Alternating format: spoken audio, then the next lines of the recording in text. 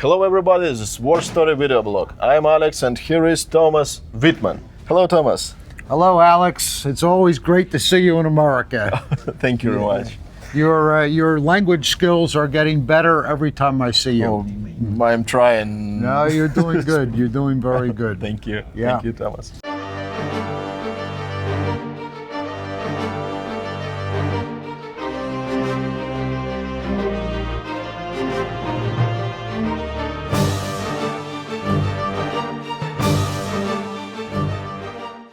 And every time we take a video, we show items from Thomas' display, from Thomas' table. And now I would like to show my items that I bought during this show. Show is finished now, and I have some interesting items, and I would like to show it to Thomas. So that would be really good. I'm looking forward to seeing what you bought here, because I know you have good taste. So. Thank you. Let's see what you have. Yes. First found was an SKK chain leader. Yeah. The condition of the chain is superb. All of the plating on it, very nice, and it has the NSKK marking, but this is really a beautiful piece. I also like to see this thick throat here. Usually, when you see that thick throat, it's going to be an acorn. I don't know what make it is, but let's just see. God, I'm good. Yeah, this is a beautiful dagger. I would say that it probably is about 1939, something like that. It's a 38. This was probably one of the first production pieces that they made, which is amazing that the condition is so good, because you would have thought that this dagger would have been worn for 3 or 4 years, but yet it does not look to have been. And looks like new stamps was during produced this chain, because it's very good. Detail. The detail is fabulous, and one thing that collectors want to see on these chains, if the camera can get it, you want to see the hole is a dome shape, where it's round at the point where the ring is, and flat on the other portion where there's no carrying weight, because the old reproductions, the hole was just round instead of sometimes here with a stamp, with the wrong stamp. I'd have an RZM here or something. No good. No, this is one of the best chain NSKKs I've seen. You did a really good job here. Yeah, and the thick throat, very good to see. Then you know the scabbard is original to the acorn piece. Yeah, it's important. Yeah, and the grip really fits well on this too. Yeah. Yeah. It was hard to find here. I can imagine. Yeah. A lot of daggers was polished. Yeah. This is not polished. It just never got dull. It was expensive, but it's reasonable to spend more money for the best condition. In this condition, this is really nice. It's for the person that's the ultimate fussy guy. Yeah. You know. Yeah. Very nice. Congratulations. Thank you. Yeah. Next one is Puma. A Puma naval dagger. Very beautiful, because the gilt finish is still there, and the orange grip, just and lovely knot. Isn't it interesting how the knot has aluminum detail, which after the silver of the knot patinaed, the aluminum does not patina, so it sticks out. When this knot was new, you probably didn't see that aluminum the way it is, and it really gives the dagger a great look. And I'd like detailed on the. Beautiful, yeah. They hammered the eyelets, which is something you don't normally see. Eyelids, it calls. Eyelets. Scabbard band, scabbard eyelets, and rings. Yes, very, very nice. And it's interesting too that they used screws with no heads, you know, something Puma liked to do. Other makers used brass screws with heads. Yes. And it is easy to see in your book. Yeah. Very important, those little things too.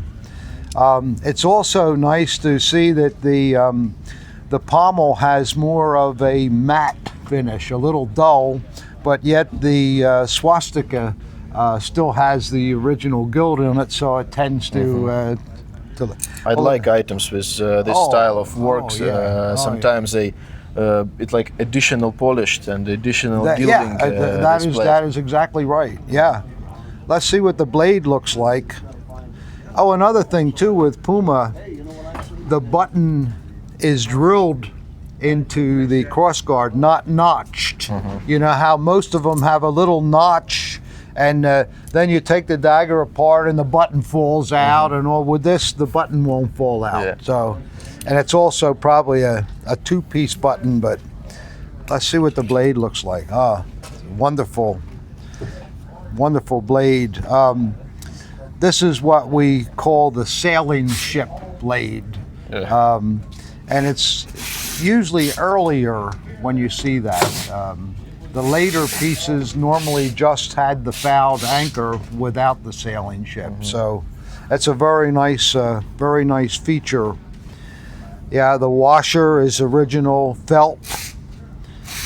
I have never seen before Puma dagger in that condition, because it's sometimes somebody buy it to take a parse. Yeah, that's right. Yeah, I once wrote a letter to the Puma factory asking them about their production during the Third Reich, and they said they didn't make anything.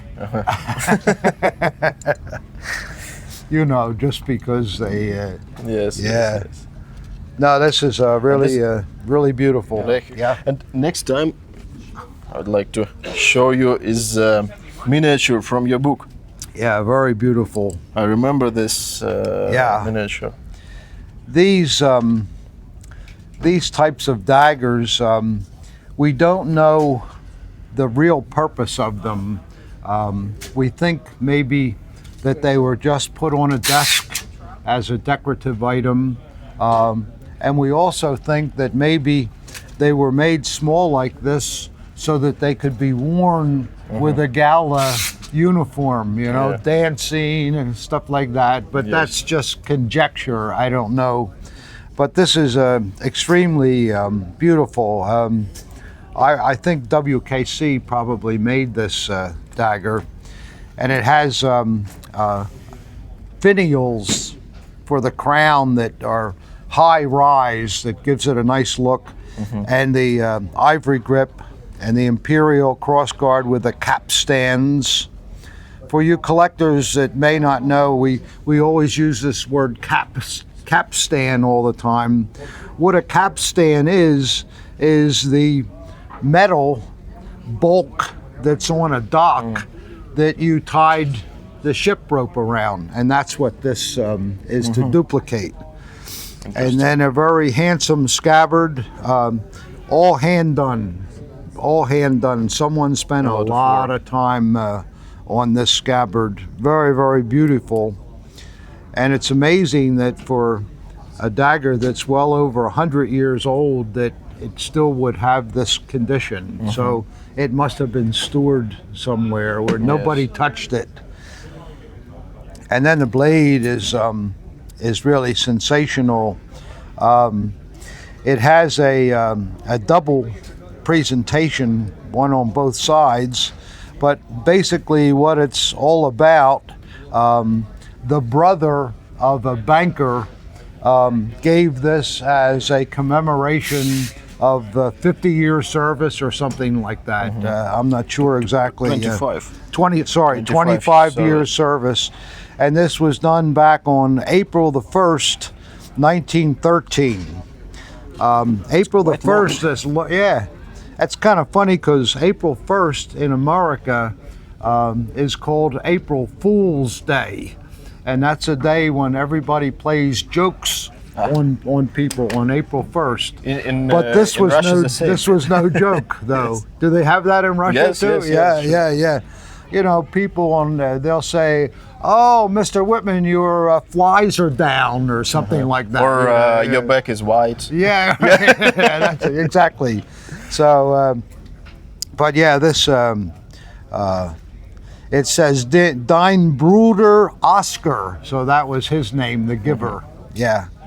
No, that's a beautiful thing, and this dagger is in my naval book also, I believe. Is it not? Yes. In color page, you can see it now on your screens, and that's very interesting because I remember this dagger because when somebody asked me miniatures for what, who carried it, or what? Yes, and this one helps to explain for what this miniature made. Yes, because it's like a very high quality present. Right. And it's interesting because director of the Leipzig Bank is a very high person. Oh yeah. Respected. In that time. Respected too. Yes. Yeah. Yes. Well, that's a wonderful piece, Thank Alex. you. Congratulations on that. Thank you. I was surprised when I found it. Oh yeah. And two hunting daggers I have here. Hirschfanger. I didn't believe when I saw it that condition is so good, and I double check this thing I found here at the show, the same producer, dagger, and everything thing Yeah. Let me see what it looks like. Yeah. This is Clement and Young, and the Clement and Young cutlasses, instead of the etch running this way, it runs what we say perpendicular. And when you see a perpendicular etch like that, you expect to see that it's made by Clement and Young. So that feature alone would tell you that it's a good dagger. It's in very beautiful condition. It's all lacquer here. Yeah, I don't think that anybody shot a boar while they were wearing this. I don't think that's nice. And the small emblem, if we. Clement and Young uses a small emblem. I have a Clement and Young hunting cutlass like this one I had before, and the emblem is also small, and others that I've handled in the past. It's a very important thing. If you look at that emblem compared to this emblem, see how it's smaller, and that was a Clement and Young thing. And I was happy when I found it and checked several times. Yeah. Well, you could have just asked me. I tell you, it was good. Yeah. You filmed video at that time, and this is a wonderful cutlass. It's the deluxe type, and it's made by Alcozo. Very, very, very rare. I've only had maybe one or two of these over my career, and beautifully done with the cross guards that have a look of a tree branch, and the beautiful clamshell with all the deers, unique. Yeah, and the grip is a beautiful piece of stag, and you can see that the Alcozo looked for a piece of stag that was close to the size of the pommel and the ferrule.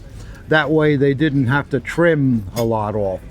When you see a hunting dagger with the grip trimmed and smooth around here, usually it's no good. The post-war types didn't have the right size, you know. But this is a wonderful piece. It has the same type of a lower chape mount as Eichhorn used too on their deluxe things. Very, very similar. A wonderful blade. This is a scene most collectors have seen before with a boar, the dogs trying to attack the boar, and the stag and the doe running in the forest. This is nice with the bird in a tree up here, and a wonderful condition. Thank you. Very valuable dagger this is. And it's hard to find. Very hard. Very there hard. was one more on the Yeah. show. It costed 12,000, but it was in not so good condition. Oh, really? With a little bit rusty on the blade and not so detailed. Right.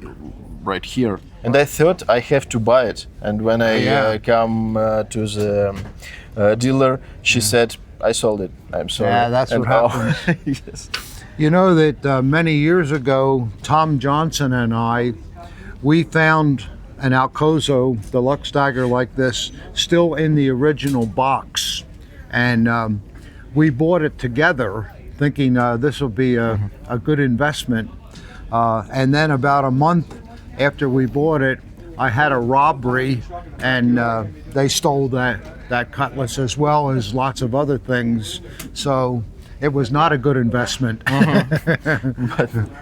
But that's how things are, you know. Somebody came to your house and stole it? No, it was. I had a robbery when I went to a show in Cincinnati in 1985, and I had about $300,000 worth of things in my car, and I went inside to see where my tables were, and when I came outside, somebody stole the car.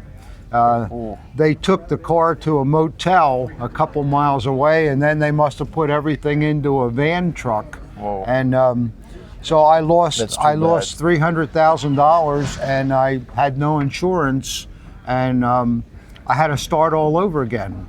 This was just at the time when I was starting my business, and $3,000 in 1985. Oh, it's a lot more. And those things today are probably worth $1 million. You know, I had like about 10 chained SS's and lots of Hitler silverware and all kinds of daggers, and it was so bad that I went to bed for 2 weeks, and I woke up and I still wasn't dead. So I thought, well, what am I going to do? I have to put my life back together again. I went to the bank and I borrowed $50,000, and that's when I started printing catalogs, because it was much safer than driving all around the country. So, so that's how I got into the catalog business, which it was really a blessing in disguise, because it was much better than going to all these little shows every weekend all over the country, you know. Yeah. So sometimes things happen for the best. Although, boy, it's you know. In Russia, there is a saying: if something didn't kill you, it'll make you stronger. Yes. Yeah. That and that's exactly what this was. Yes. So if you ever see one of these still in the original box, it belongs to Tom Johnson and me. I will send you pictures Yes, of this one. I would like that, yeah. So there, nice dagger. In fact, when I saw that, that's the first thing I remembered as soon as I saw that dagger, you know, the pain.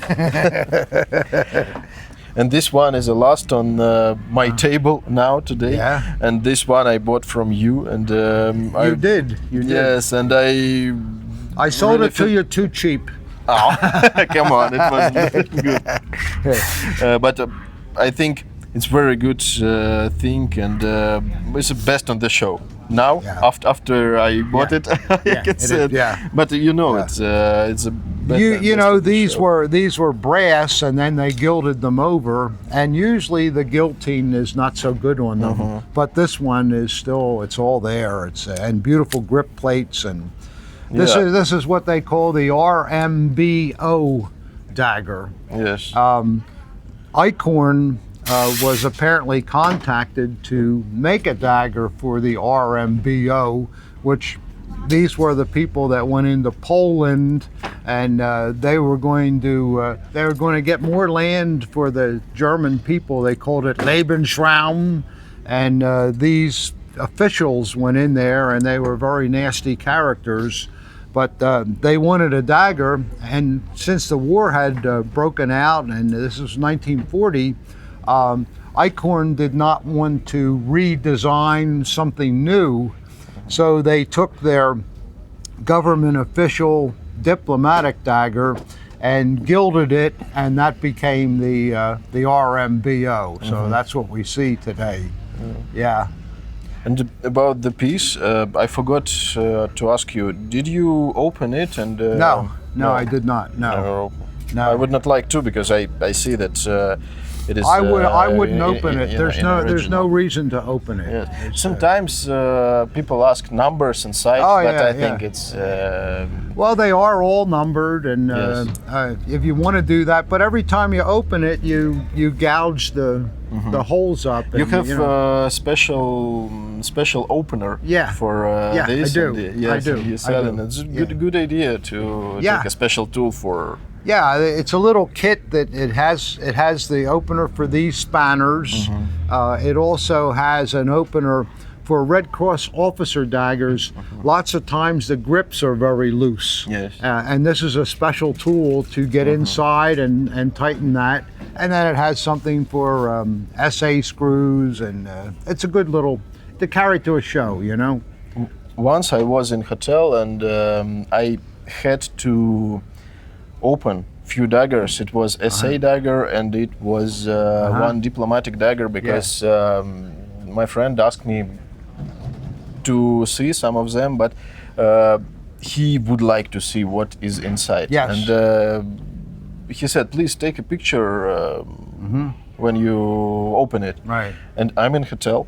I Right. have no, tools? any tools, but No. it was hotel with a kitchen, and there was a fork. A fork you could Yes, use, yeah. and Yep, if yep. you Bend the other two tongues Yes. down, and then you can do it. yes, and you Yeah. can use Right. two tools of the Yeah. fork to open this one, and if you have three tools and middle Right, exactly. do Yeah, like that, exactly. you can open a SA dagger, and it's like Yeah. hack. Yeah. So you have to make do with what you have sometimes, you Yes, know. yes. But use your tools is better. It's Yes. safer. Yes. Well, that's a wonderful dagger. Yeah, and I would like to show you Soviet dagger. Yeah. And if you find a Soviet dagger like this, please call me or send me pictures, because And this is the one, no button means it was made 1940. Yes, Yes. from 1940 to 1945, because post-war Soviet daggers has button, Button, right. and pre-war and war period have no button. No button. So if you see, please call me. It's very important. And you See, can I'm learning something from that. I Yes, did not know that. and look at that. You can see different types yeah. of Yeah, the of Soviet Union crest. yeah, right. Yeah. And if you find stuff like this, please call me, because I'm I will collecting. call. Yes, I'm I will collecting. call. So, okay, thank you very much for watching my items and for explain, because I think a lot of people and collectors who watching this video didn't know Maybe. a lot of details. Maybe these things are all of help all the time. Yes. And the more collectors know, the more they want to spend money Yeah. on the daggers. If you don't know, you're like trying to count the money out. You're all yeah. shaking, and But if you know, you Yes. know, it's a good thing. And, Yeah. and that's what we want to do. We want to educate collectors, and Yes, I think the same. then they can have as much fun as we have. Yeah, because it's really nice hobby. It's a wonderful hobby. Yeah. It's been my whole life, and now it's going to be your life too. No, I believe so. I think believe so. Yeah. I think so. Well, it was Okay. very good. Thank you very much, and have a safe trip home. Thank you. You too. Thank you. too. I only have to drive 6 hours. You have to fly 12 hours, right? Yeah. Yeah. Well, what are you going to do? Yes. Yeah. Okay. Thank you very much for watching, and see you next time.